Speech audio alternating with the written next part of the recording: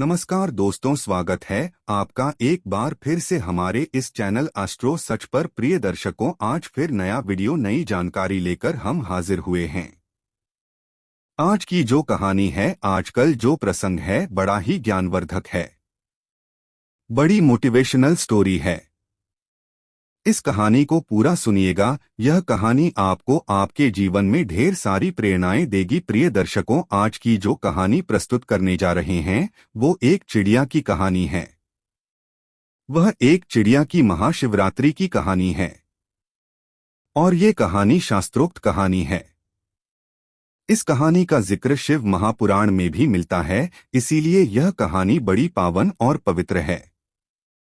देवाधिदेव महादेव कहते हैं कि जोनर इस कहानी को बड़े ध्यान से और बड़े गौर से सुनता है, उसके जीवन के सभी पाप नष्ट हो जाते हैं और उसके जीवन से सभी दुखों का नाश हो जाता है। जो बंदा इस कहानी को पूरी लगन से सुनता है, उस पर देवाधिदेव महादेव की असीम कृपा होती है। प्रिय दर्शकों, आज हम एक चिड़िया की महाशिवरात्रि के पावन और पवित्र कहानी प्रस्तुत करने जा रहे हैं। यह कहानी इतनी बड़ी पावन पवित्र है, जो लोग महाशिवरात्रि का व्रत करते हैं उन लोगों के लिए यह कहानी कोई रामबाण से कम नहीं है। भोलेनाथ का व्रत करने वाले लोगों के लिए यह कहानी किसी वरदान से कम नहीं है। उन लोगों को यह कहानी जरूर सुनना चाहिए। जो लोग सोमवार का व्रत करते हैं, उनको भी इस कहानी को जरूर सुनना चाहिए। जो लोग इस कहानी को सुनते हैं, उन पर देवाधिदेव महादेव की असीम कृपा होती है और साथ में मनुष्य को अच्छे कर्म करने की यह कहानी प्रेरणा देती है। मनुष्य को अपने जीवन में सब मार्ग पर चलने की प्रेरणा देती है। कहानी शुरू करने से पहले जो लोग हमसे नए जुड़े हैं, वह हमारे चैनल को सब्सक्राइब करें, अच्छे अच्छे कमेंट किया करें, बेल आइकन ऑन करना ना भूलें ताकि हर आने वाली वीडियो का नोटिफिकेशन सबसे पहले आपको मिले और आप उसका फायदा उठा सकें। शुरू करते हैं। प्रिय दर्शकों, आज की यह प्यारी सी कहानी, यह प्यारा सा वीडियो प्राचीन काल समय में एक नगर में एक सेठ और एक सेठानी रहते थे। उनके पास अन्न धन की कोई कमी नहीं थी, लेकिन वो लोग अपने जीवन में कभी भी कोई दान दक्षिणा, कोई धर्म पुण्य का कार्य नहीं किया करते थे। उनके जीवन में उन्होंने कभी भी धर्म पुण्य का कार्य नहीं किया। उनके जीवन में उन्होंने कभी भी किसी को भिक्षा नहीं थी और उनके यहाँ कोई खाने वाला भी नहीं था, कोई संतान नहीं थी। जिस जगह पर उस सेठ की हवेली थी, उसी के पास में एक पीपल का वृक्ष था और उस पीपल के वृक्ष में एक सुंदर सी चिड़िया रहती थी। चिड़िया ने अपना घोंसला बना रखा था। चिड़िया के दो छोटे छोटे बच्चे थे। चिड़िया रोज नगर में दाना पानी चुगने के लिए जाती और दाना पानी चुगने के बाद वापस अपने घोंसले में आती और अपने बच्चों को खिलाती। चिड़िया रोज नगर में जाती और दाना पानी चुगने के बाद वापस अपने घोंसले में आ जाती और अपने बच्चों को दाना खिलाते। चिड़िया रोज उस सेठ के घर पर भी जाया करती थी, लेकिन वहां पर उसको एक भी दाना नहीं मिलता था और चिड़िया वहां से आगे चली जाती। जब चिड़िया अपने मन में यह सोचने लगती है कि पूरे नगर में सबसे बड़ी हवेली इसी सेठ की है और बहुत धनी व्यक्ति है, लेकिन फिर भी यह कभी किसी को दान नहीं देता, कभी किसी भिक्षुक को भिक्षा नहीं डालता, कभी कोई धर्म का कार्य नहीं करता है, कभी कोई मंदिर में सहयोग नहीं करता है, कभी किसी असहाय व्यक्ति की सहायता नहीं करता है, कभी किसी असहाय जीव जंतु की सहायता नहीं करता है, न ही कभी पक्षियों को दाना डालता है। यह सेठ बड़ा कंजूस है। तब माँ पार्वती कहती हैं कि पुत्री, आप मुझे स्पष्ट बताइए, बात क्या है, उसको खुलकर बताएं। तब चिड़िया कहती हैं कि मैया, जहाँ मैं रहती हूँ वहाँ पर एक सेठ और सेठानी रहते हैं। उनके कोई पुत्र नहीं है और वो सेठानी मैया बड़ी भोली है, उनको एक पुत्र दे दीजिए। चिड़िया इतनी बात माँ पार्वती से कहती है और फिर से बेहोश हो जाती है। माँ पार्वती फिर से उस चिड़िया को होश में लाने की कोशिश करती है। काफी देर बाद चिड़िया फिर से होश में आती है। तब माँ पार्वती उस चिड़िया को कुछ दाना पानी खिलाती है और चिड़िया से कहती हैं कि पुत्री तुम चिंता न करो, थोड़ी देर में महादेव उठेंगे। उसके बाद हम महादेव से बात करेंगे। उसके थोड़ी देर बाद देवाधिदेव महादेव अपने समाधि से खड़े होते हैं। मां पार्वती चिड़िया को हाथ में लेकर और महादेव के समक्ष जाती हैं और महाद्वीप से कहती हैं कि प्रभु फलाना में सेठ और सेठानी रहते हैं, क्या उनके नसीब में कोई पुत्र है या नहीं। तब महादेव ध्यान लगा करके देखते हैं और कहते हैं कि पार्वती उनके नसीब में कोई पुत्र नहीं है। तब मां पार्वती कहती हैं कि प्रभु यदि उनके नसीब में पुत्र नहीं है तो आपको पुत्र देना पड़ेगा। लेकिन महादेव कहते हैं पार्वती तुम जिद क्यों करती हो, उनके नसीब में कोई पुत्र नहीं है तो मैं पुत्र कैसे दूं। लेकिन मां पार्वती जिद करती है और कहती हैं यह चिड़िया बड़ी दूर से आई है और यह आशा करके आई है कि हम इसकी सहायता करेंगे। इसी आशा से भूखी प्यासी उड़ती हुई इतनी दूर से यहाँ तक आई है और इसको खाली हाथ नहीं भेज सकते। मां पार्वती की इतनी बात सुनने के बाद देवाधिदेव महादेव कहते हैं कि ठीक है पार्वती, तुम हर बार जिद करती हो और तुम्हारी हर जिद को मुझे पूरा भी करना पड़ता है। ठीक है, यदि तुम जिद कर रही हो तो सेठ और सेठानी को एक पुत्र हम देंगे। लेकिन महादेव और कहते हैं कि इस चिड़िया से कहो कि सेठ और सेठानी से कोई दान धर्म नहीं करते हैं, कोई पुण्य का कार्य नहीं करते हैं, कोई पवित्र शास्त्र नहीं पढ़ते हैं, कोई ज्ञान पुराण नहीं पढ़ते हैं, कोई पुराण शास्त्र नहीं पढ़ते हैं, कोई वेद शास्त्र नहीं पढ़ते हैं। ऐसे नास्तिक लोग हैं। यदि वह नास्तिक से स्वास्तिक होने लगे तो उनको एक पुत्र की प्राप्ति हम देंगे। उनको दान धर्म भी करना पड़ेगा, मंदिर में भी जाना पड़ेगा, भिक्षुक को भिक्षा भी देनी पड़ेगी, ईश्वर के भजन भी करने पड़ेंगे, तभी उनको पुत्र की प्राप्ति हो सकती है। तब वो चिड़िया कहती है कि प्रभु मैं अपनी तरफ से कोई कोशिश करूंगी कि सेठ और सेठानी मंदिर भी जाएं, व्रत त्योहार करें, दान दक्षिणा करें, मैं अपनी तरफ से फूल कोशिश करूंगी। महादेवी कहते हैं कि तथास्तु। उसके बाद चिड़िया देवाधिदेव महादेव और मां पार्वती को प्रणाम करके और वहां से उड़ान भरती है और उड़ती हुई अपने घोंसले में आ जाती है। उसके 9 महीने बाद सेठानी को एक सुंदर पुत्र की प्राप्ति होती है। सेठ और सेठानी बड़े खुश होते हैं। अपने पुत्र को पाकर चिड़िया भी बड़ी खुशी होती है। चिड़िया भी फूली नहीं समाती है कि उसकी मेहनत सफल हो गई। चिड़िया भी अपनी मेहनत का फल देखकर बड़ी खुश होती है, बड़ी प्रसन्न होती है। चिड़िया भी सोचने लगती है कि इस नगर का सबसे बड़ा धनी सेठ है और जब यह सेठ अपने पुत्र को अच्छी अच्छी चीजें खिलाएगा तो कुछ थोड़े बहुत दुख नीचे भी गिरेंगे और वह हमको भी खाने को मिलेंगे। यही सोचकर वह चिड़िया बड़ी खुश होती है। धीरे धीरे सेठ का लड़का बड़ा होने लग जाता है।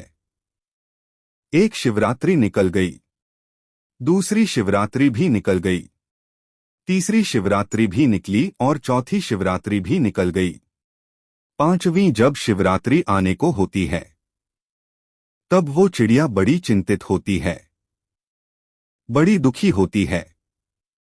चिड़िया सोचने लगती है कि सेठ का लड़का 5 साल का हो चुका है और ये सेठ और सेठानी अभी तक कोई दान दक्षिणा नहीं करते हैं, किसी मंदिर में नहीं जाते, किसी को भिक्षा नहीं देते हैं, कोई भी पुण्य का काम नहीं करते हैं। अब चिड़िया यह सोचकर बड़ी दुखी होती है। चिड़िया सोचने लगती है कि यदि इन लोगों ने दान धर्म करना शुरू नहीं किया तो इनका पुत्र अल्पायु होगा और बहुत जल्द खत्म हो जाएगा। यही सोचकर चिड़िया बड़ी दुखी होती है, बड़ी चिंतित हो जाती है। चिड़िया सोचने लगती है कि मैं सेठ और सेठानी को कहूं तो कैसे करूं, मेरी भाषा को यह समझते नहीं हैं, मेरे इशारे को यह समझते नहीं हैं। अब मैं क्या करूं, यह सोचकर चिड़िया बड़ी दुखी हो जाती है। तब तक चिड़िया के बच्चे भी बड़े बड़े हो चुके थे। चिड़िया अपने बच्चों से कहती है कि पुत्रों, तुम अपना ख्याल रखना, मैं कुछ दिनों के लिए कहीं जाकर आ रही हैं। तब चिड़िया फिर से अपने घोंसले से उड़ान भरती है और सीधी कैलाश पर जाती है। कैलाश पर जाकर मां पार्वती के चरणों में पड़ जाती है और मां पार्वती चिड़िया को हाथ में उठाकर कहती हैं कि चिड़िया पुत्री, अब तुम्हें क्या परेशानी है? तुमने जैसा कहा था वैसा हो गया, सेठ और सेठानी को पुत्र मिल गया है, अब तुम दोबारा से फिर क्यों आई हो? तब चिड़िया मां पार्वती से कहती कि मैया, सेठ और सेठानी को पुत्र तो मिल गया है, लेकिन सेठ और सेठानी को सब मार्ग पर लाने में मैं असक्षम रही, उनको मार्ग पर लाने में मैं सक्षम रही, उनको मैं धर्म के कार्य में नहीं लिया सकी। दोनों पति पत्नी अभी भी वैसे के वैसे ही है, न ही कोई मंदिर जाते हैं, न ही कोई दान धर्म करती ही, न ही किसी को शिक्षा देते हैं, न ही किसी भगवान का भजन करते हैं। अभी भी दोनों पति पत्नी वैसे ही है। तब महादेव कहते हैं कि चिड़िया, तो फिर उनका पुत्र अल्पायु होगा। तब चिड़िया मां पार्वती के चरणों में पड़ जाती है और अपने सर को पीटने लगती है। कहती है, मैया, ऐसा नहीं होना चाहिए, उनका पुत्र दीर्घायु होना चाहिए, अल्पायु नहीं। चिड़िया इस बात को अच्छी तरह जानती थी कि जब पिता से कोई चीज नहीं हो तो मैया के चरणों पर पड़ जाओ। यदि आप मैया को राजी कर लेते हैं तो पिता अपने आप मान जाते हैं। यही सोचकर चिड़िया मां पार्वती के चरणों में पड़ जाती है और अपने सर को पीटने लग जाती है। जब मां पार्वती फिर चिड़िया को हाथ में उठाती है और कुछ है कहती है, पुत्री तुम शांत हो जाओ। मां पार्वती फिर से भोलेनाथ से अर्थ करती है कि महादेव, ऐसा नहीं होगा। एक दिन चिड़िया सुबह के वक्त अपने घोंसले से उड़कर और उस सेठ की हवेली पर जा बैठती है। जब वो चिड़िया उस सेठ की हवेली पर जाकर बैठती है तो सेठ और सेठानी बात कर रहे थे। सेठानी अपने पति से कह रही थी कि सेठ जी, हमारे पास इतनी धन दौलत है, इतनी संपत्ति है, पूरे नगर वाले हमें नगर सेठ कहते हैं। हमारे पास धन की कोई कमी नहीं है, लेकिन इस धन का हम क्या करें? हमारी कोई बारिश नहीं है और कोई पुत्र नहीं है। इस धन को खाने वाला कौन होगा? तब सेठ अपनी सेठानी से कहता है कि सेठानी, अब इसमें मेरा क्या कसूर है? हमारा नसीब भी कुछ ऐसा है, हो सकता है हमारे नसीब में पुत्र प्राप्ति नहीं है, पुत्र धन की प्राप्ति नहीं है। और सेठ कहता है कि जब तक देंगे तब तक इस धन को खा लेंगे, उसके बाद जिसके नसीब में होगा वह इस संपत्ति को खाएगा। दोनों पति पत्नी इस तरह की बातें करते हैं और वह चिड़िया बड़े गौर से सुनने लगती है। वो चिड़िया सेठ और सेठानी की पूरी बात सुनने के बाद वहां से उड़कर आगे चली जाती है और अपना दाना पानी चुकने के बाद वापस अपने घोंसले में चले जाते हैं। अब चिड़िया रोज उस सेठ के घर जाने लगी और उनकी पूरी बात सुनने लगी। सेठ की जो सेठानी थी वो बड़े अच्छे स्वभाव की थी, उसके दिल में दया धर्म भी था। जब सेठानी रोज उस चिड़िया को देखती है तो धीरे धीरे से सेठानी का उस चिड़िया से लगाव हो जाता है। अब सेठानी उस चिड़िया को सेठ से छुप छुप करके और दाने डाल दी और चिड़िया दाना चुगती। ऐसे काफी दिन निकल जाते हैं। एक दिन चिड़िया मन में सोचने लगती है कि सेठानी बहुत अच्छी है और मुझे दाने भी खिलाती है, लेकिन उसके घर में पुत्र नहीं है। तब वो चिड़िया अपने मन में सोचने लगती है कि ऐसा क्या किया जाए जो सेठानी को पुत्र हो। चिड़िया सोचने लगती है कि एक औरत जब तक मां नहीं बनती तब तक उसका औरत होना ही बेकार होता है। एक औरत का दुख एक औरत ही समझ सकती है। औरत का जीवन ही सफल तब होता है जब वह मां बन जाती है। एक औरत को सबसे बड़ा सुख तब मिलता है जब वह मां बनती है। यह सोचकर चिड़िया बड़ी दुखी हो जाती है और चिड़िया सोचने लगती है, कितनी सीधी साधी सेठानी है, रोज को मुझे दाना खिलाते हैं। ऐसा मैं क्या करूं जो इसके घर पुत्र जन्म ले और इनको पुत्र की प्राप्ति हो। और सोचने लगती है कि मैं ऐसा क्या करूं एक दिन चिड़िया के मन में आता है कि क्यों न मैं देवाधिदेव महादेव के पास पहुंची और उनसे इन सेठ और सेठानी की अरदास करो, उनसे अर्जी करो। यही सोचकर चिड़िया अपने पति से कहती है, केपीएमजी में कुछ दिनों के लिए कहीं जा रही हैं। आप बच्चों का ख्याल रखना, इनको समय पर दाना पानी खिलाना। इतना कहकर वो चिड़िया अपने घोंसले से उड़ान भरती है। चिड़िया उड़ती हुई जाती है, रात दिन उड़ती है, बड़ी परिश्रम करती है, भूखे प्यासे उड़ती रहती है और उड़ती उड़ती अंततः वह कैलाश पर्वत पर पहुंच जाती है, जहां पर देवाधिदेव महादेव और माता पार्वती थे। चिड़िया उड़ती हुई जाकर के और माता पार्वती के चरणों में पड़ जाती है और जैसे ही मां पार्वती के चरणों में जाकर चिड़िया बैठती है, चिड़िया बेहोश हो जाती है। मां जगदम्बा पार्वती चिड़िया को अपने हाथों में उठाती है और चिड़िया को होश में लाती है और चिड़िया से कहती है कि चिड़िया, तुम कहां से आई हो? एक पुत्री, तुम बड़ी परेशान हो रही हो। तब चिड़िया मां पार्वती से कहती है कि मैया, मैं बहुत दुखी हूं और बड़ी दूर से आई हूं। मैं अपने दुख के लिए दुखी नहीं है, किसी और के दुख के लिए बड़ी दुखी हो। फिर चिड़िया कहती है कि मैया, मैंने अपनी तरफ से फूल कोशिश की है उनको समझाने की, लेकिन वह लोग नहीं तो मेरी भाषा को समझ पाते हैं और नहीं मेरे इशारे को समझ पाते हैं। अब मैं करूं तो क्या करूं? तब चिड़िया कहती हैं कि माँ, आप और भोले बाबा दोनों यदि वहां जाकर सेठ और सेठानी को सत्य के मार्ग पर लाए तो बहुत अच्छा होगा। तब माँ पार्वती और भोलेनाथ बाबा कहते हैं कि ठीक है चिड़िया, ऐसा ही होगा।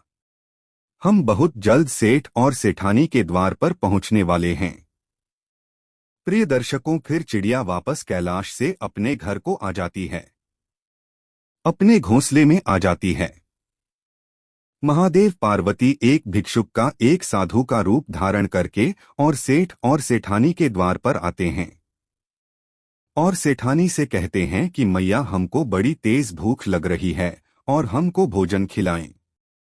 यदि तुम लोग हमें भोजन नहीं खिलाओगे तो हम तुम्हें श्राप दे देंगे और तुम बर्बाद हो जाओगे।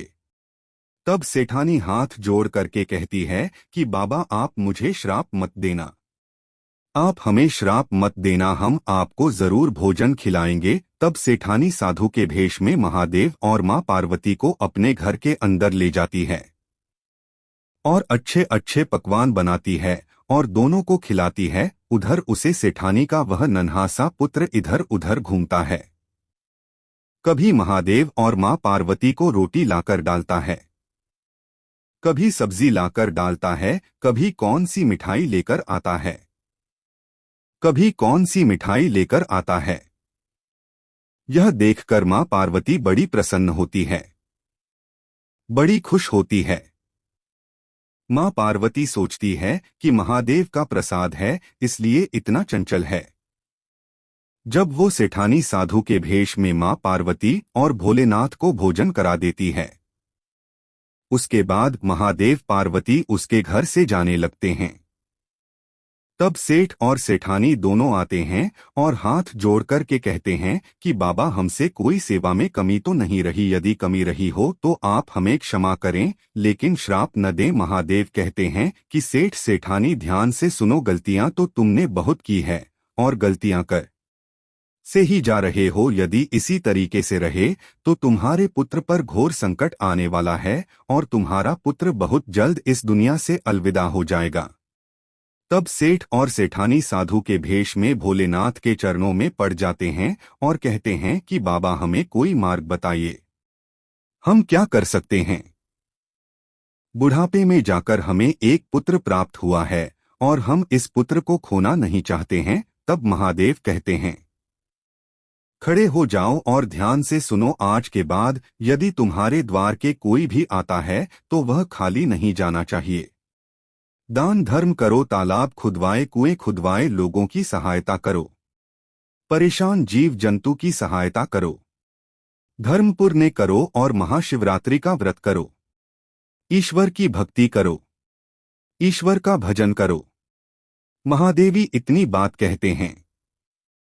तब दोनों पति पत्नी हाथ जोड़कर और महादेव के चरणों में पड़ जाते हैं। कहते हैं कि बाबा हम ऐसा ही करेंगे। और सेठ और सेठानी से महादेवी कहते हैं कि तुम्हारे घर में जो यह पुत्र खेल रहा है, यह तुम्हारी में हंसी नहीं, तुम्हारे नसीब में नहीं था। यह एक चिड़िया की मेहनत है जो तुम्हारे यहाँ से उड़कर के कैलाश तक पहुंची है। और कैलाश तक जाने के बाद महादेव और पार्वती से अर्जी करके विनती करके यह पुत्र मांगा है। यह उसकी भक्ति का फल है जो तुम्हारे घर में आज एक नन्हा सा पुत्र खेल रहा है।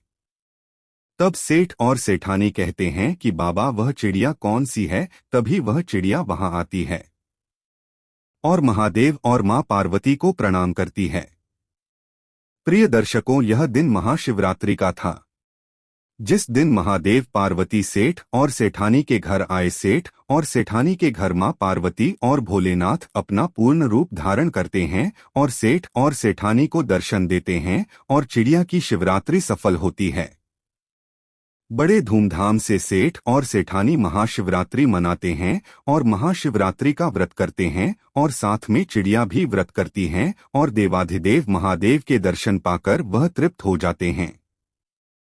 उनकी महाशिवरात्रि सफल हो जाती है। जो लोग महाशिवरात्रि का व्रत करते हैं उन लोगों पर देवाधिदेव महादेव की ऐसी कृपा रहे जैसी सेठ और सेठानी पर रही और चिड़िया पर रही। प्रिय दर्शकों, आज की कहानी यहाँ खत्म होती है। हम उम्मीद करते हैं कि यह कहानी आपको जरूर पसंद आई होगी और इस कहानी से आप ढेर सारी प्रेरणाएं लेंगे। जी नमस्कार, धन्यवाद।